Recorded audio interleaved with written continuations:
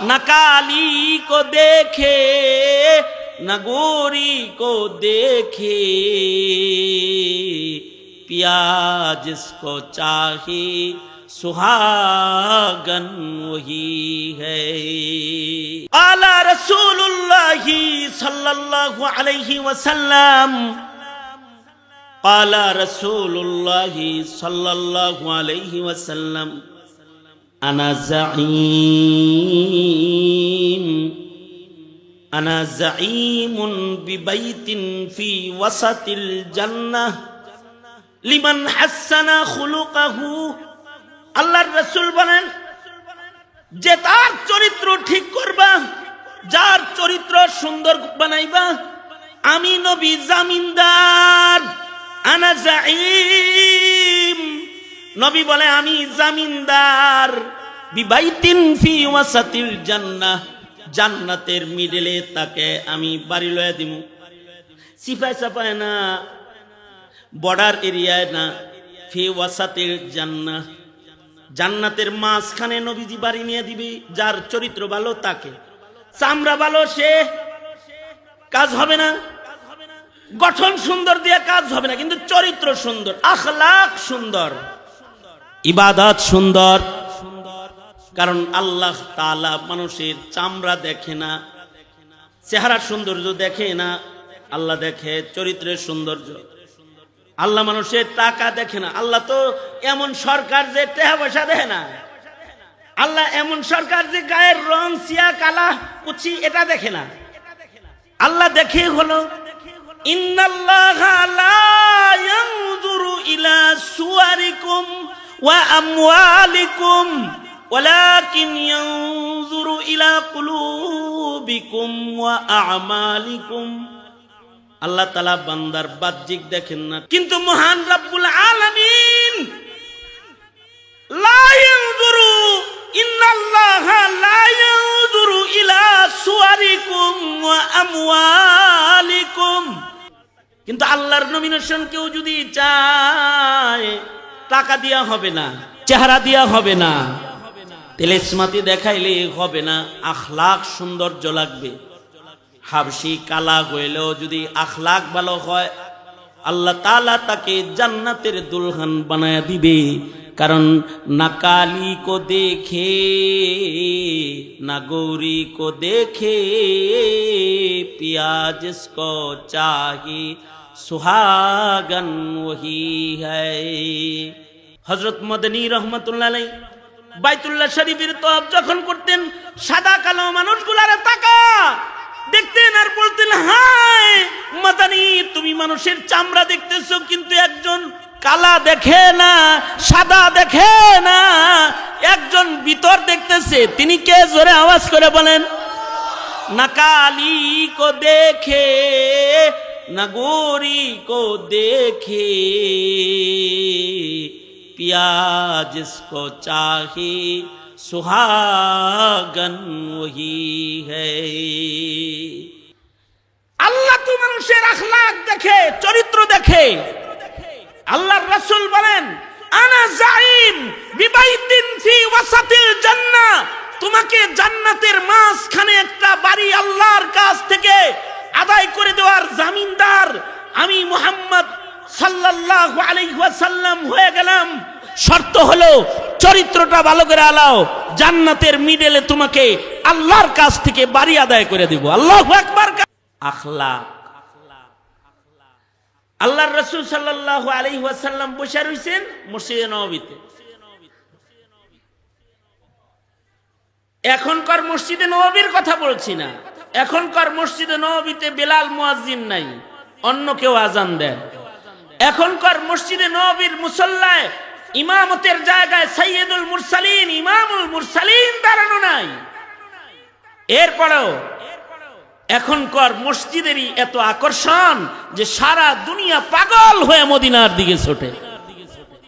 আর মসজিদে যায় নিরিবিলি বসে যায়, ওই জায়গার দিকে তাকায় থাকে যেখানে সরওয়ারে দু আলম বসে ছিলেন। রওজা আতহারের গম্বুজ দেখতে থাকে। ওই গম্বুজ দেখার আমল না, আমি ওই আমল বলছি যখন নামাজ পড়ায় সরওয়ারে দু আলম মুসল্লায় বসে মুসল্লিদের দিকে ঘুরে বসে থাকতেন, আর মুসল্লিরা নবীজিকে সাহাবায়ে কেরাম দেখতে থাকতো। 2 দিনের ক্ষুধা সহ বসলে রাসূল দেখা ক্ষুধার জ্বালা ভুলে যেত। নবীজি বসে আছেন মুসল্লায়, সাহাবীরা নবীজিকে দেখতেছে, নবীজি কথা বলতেছে, সাহাবায়ে কেরাম শুনতেছে। আর এই সময় নবীজির মসজিদে এক আরবি গ্রাম্য বধূ লোকের আগমন হয়েছে। সে আসছে, নবীজির মসজিদে ঢুকছে। হ্যার ধান্দা ছিল মুহাম্মাদুর রাসূলুল্লাহ সাল্লাল্লাহু আলাইহি সাল্লামের সাথে দেখা করতে হইব। রাস্তায় মুতে যে ধরছে থামে নাই, যদি যে না পাই দৌড়ে আইছে, ডাইরেক্ট মসজিদে ঢুকছে। ঢুইকা নবীজিরে পায়া তার পেশাবের চাপ আরো বাড়ছে। তো ফাবালা কাইমান ফিল মসজিদ, মসজিদে দাঁড়ায়া একেবারে মসজিদের ভিতরে পেশাব করে দিছে। কোন মসজিদে পেশাব করতেছে? যেই মসজিদে রাসূল বসে আছে, যে মসজিদে নবীজির সাহাবীরা বসে আছে। কোন মসজিদের মাটিতে পেশাব করতেছে? যেই মসজিদে আছে রাউজাতুম মিন রিয়াজিল জান্নাহ, অরিজিনাল জান্নাতের মাটি। ওখানে 2 রাকাত নামাজ পড়লে আল্লাহর জান্নাতের ভিতরে নামাজ পড়া হয়। সেখানে যে পেশাব করে দিছে। সাহাবায়ে কেরাম চেতার কথা কি রকম? সাহাবায়ে কেরাম রাগও হইছে, যা সবাই থামাইতেছে। নবীজি সাহাবীদের থামাইতেছে, এই থামো থামো, ওরে পেশাব করতে দাও, বাধা দিও না, থামো। সাহাবীরা বলতেছে, এই কি করে, এনে পেশাব করার জায়গা নেই, এনে ছেড়ে দিলা। সাহাবীরা থামাইতে যায়, নবীজি সাহাবীকে থামায় না, পেশাব করতে দাও ওকে। পেশাব করে আলাইছে জায়গায়। এখনকার কোন চেয়ারম্যানের কার্যালয়ে যায় কেউ দেয় মুইতে দিয়েন, দেখেন কিরকম আদরটা করে আমনেরে। এখনকার কারোর কাছে যায়, কারোর ঘরে যায় পেশাব করলে রাগটা উঠবো কি?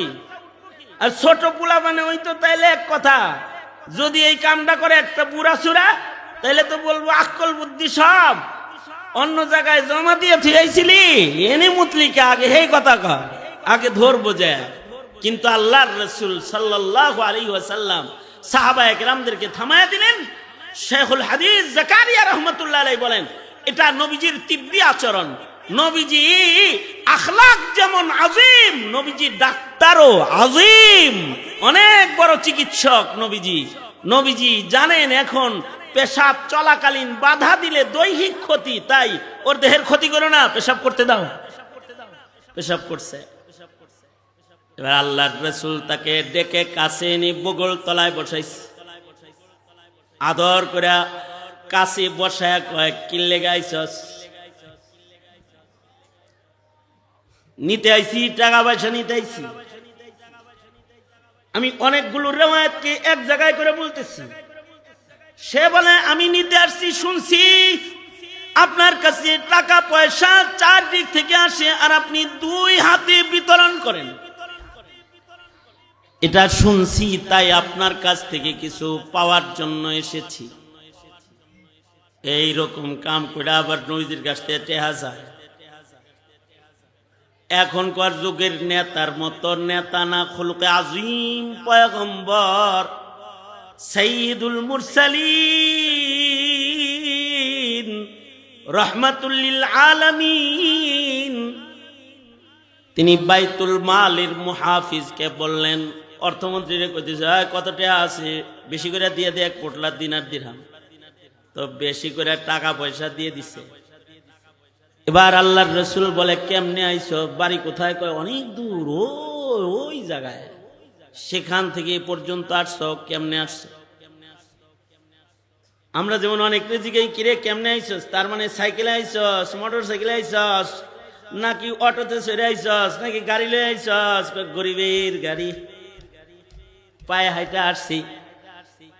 নবীজি বলছেন, এত দূর থেকে কেমনে আইছো? পায়ে হাইটা আইছি, আমার কেউ আসছে নি কিছু, পায়ে হাইটা আসছি। আল্লাহর নবী বললেন, বাইতুল মালে ভালো ভালো উট আছে, কিছু হৃষ্ট পুষ্ট দেখা একটা সওয়ারি ওকে দিয়ে দাও, ওর যেন আর পায়ে হেঁটে চলতে না হয়। একটা উট দিয়ে দিছে, সরি দিয়ে দিছে, তার মানে এই জমানার প্রাডো গাড়ির চাইতে দামি জিনিস। মরুপ্রান্তরে উটের পিঠে চৈরা চলবে, নবীজি সওয়ারি দিয়ে দিলেন। বললেন খেজুরের বাগান টাগান আছে তো, বাড়ির লোক খায় কেমনি, চলো কেমনি? কয় কিচ্ছু নাই, শ্রম দেই, কাজ করি, পাইলে খাই, না পাইলে না খায় দিন কাটাই। রাসূল বললেন কিছু ছাগলও না বাইতুল মালও আছে, ওকে কিছু ছাগলও দিয়ে দাও, ওর বাচ্চারা ছাগলের দুগ্ধ পান করতে পারবে। আল্লাহর নবী ছাগল দিলেন, উট দিলেন, টাকা দিলেন। একটা বারের জন্য নবীজি তার সাথে রাগ করলেন না, পিঠে হাত দিয়ে শুধু বললেন এটা ইবাদতখানা, মসজিদ, আল্লাহর ঘর, এটা বড় পবিত্র জায়গা, এখানে যাতা করতে নেই। আদব শিখায়া আল্লাহর রাসূল তাকে বিদায় দিয়ে দিলেন। সে যখন যাচ্ছে মুখে হাসি চোখে পানি, সরকারকে বলে সরকার আমি যাই, আমি আবার আসবো।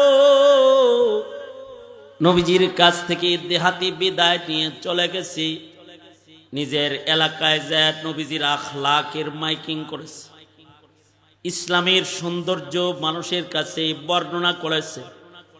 নিজের কম থেকে 300 কাফের যারা, তাদেরকে রেডি করছে মুসলমান হওয়ার জন্য, তাদেরকে আখলাকওয়ালা পয়গম্বরের সান্নিধ্যের জন্য তাদেরকে তাশকিল করেছে।